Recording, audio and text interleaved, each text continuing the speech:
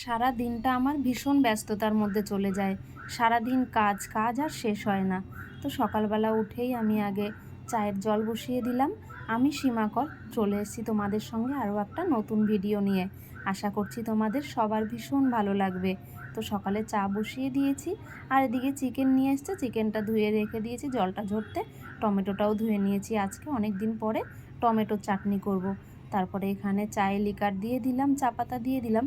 আর খুব একটা কড়া করে খাই না, একদমই হালকা আর চিনি ছাড়া। সকালবেলা চাটা চিনি ছাড়াই খাই, আর রোজ রোজ চা খাওয়া হয় না, মাঝে মধ্যেই খাওয়া হয়। তারপরে এখানে চাটা করে টমেটোটা কেটে সিদ্ধ বসিয়ে দিলাম সামান্য নুন দিয়ে। এবারে চাটা খেয়ে তারপরে আবার সমস্ত কাজ ধরবো।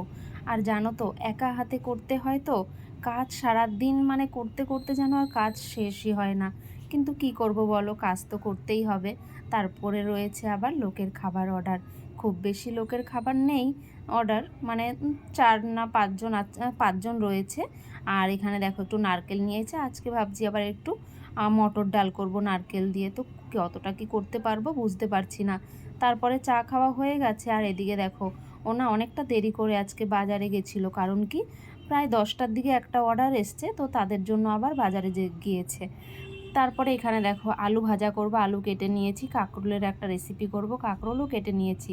টমেটোটা এখনও সিদ্ধ হচ্ছে, আর এখানে চিকেনটা জল ঝরে গেছে। তারপরে চিকেনটা ম্যারিনেট করব, আর এদিকে টমেটোটা সিদ্ধ হয়ে গেছে, একটু ভালো করে ঘেটে নিলাম। এবার সর্ষের তেল দিয়ে 5 ফোড়ন দিয়ে একটা শুকনো লঙ্কা তেজপাতা দিয়ে এবারে টমেটোটা দিয়ে দিলাম। আর টমেটোটাই আগে চাটনিটা করে নেব, কারণ ঠান্ডা হতে তো টাইম লাগবে। তারপরে এখানে পরিমাণ মতো চিনি দিয়ে দিলাম। আমার না বেশিরভাগটাই একার হাতেই রান্নাঘরটা সামলাতে হয়। আমার বর তো মাঝে মধ্যেই হেল্প করে দেয়, ও দোকান থেকে এসে যখনই সময় পায়। আর এখানে চিকেনটাও ম্যারিনেট করা হয়ে গেছে। তো একা একা রান্না করতে হয় বলে না আমি বেশি ভিডিও করে তোমাদেরকে দেখাতে পারি না। আর কাতলা মাছ করব, কাতলা মাছের অর্ডার রয়েছে। আর এখানে তেল দিয়ে গোটা জিরে দিয়ে আর তেজপাতা, গোটা গরম মশলা, শুকনো লঙ্কা দিয়ে সামান্য পরিমাণে পেঁয়াজ দিয়ে দিলাম।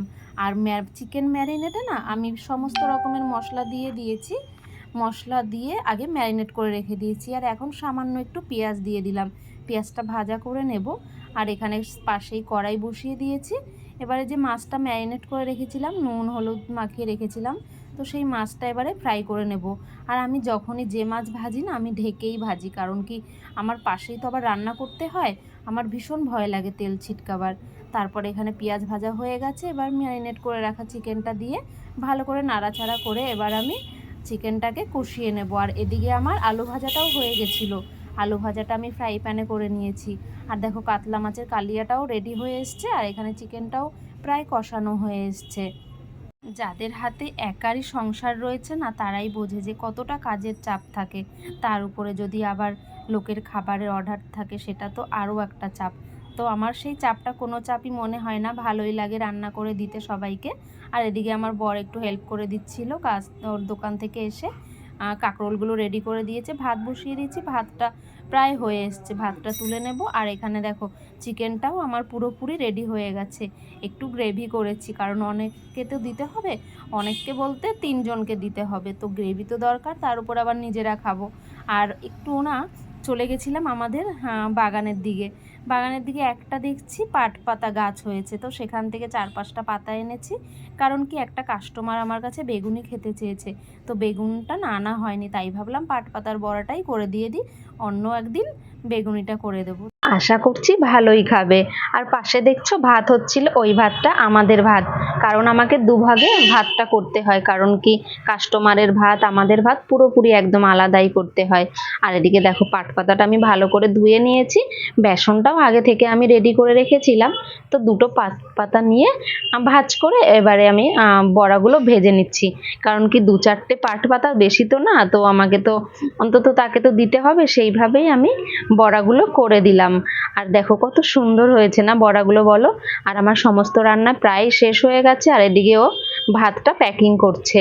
আর বাকি দেখো আমার রান্না কি কি আজকে করলাম: টমেটোর চাটনি, এখানে আলু ভাজা, মুসুরির ডাল করেছি, আর এখানে এই যে কাঁকরোল পুর ভরে একটা রেসিপি করেছি, কাতলা মাছের কালিয়া, সঙ্গে তো চিকেন রয়েছে, এই যে পাঁপড়, লেবু সব প্যাকিং করাই রয়েছে এগুলো।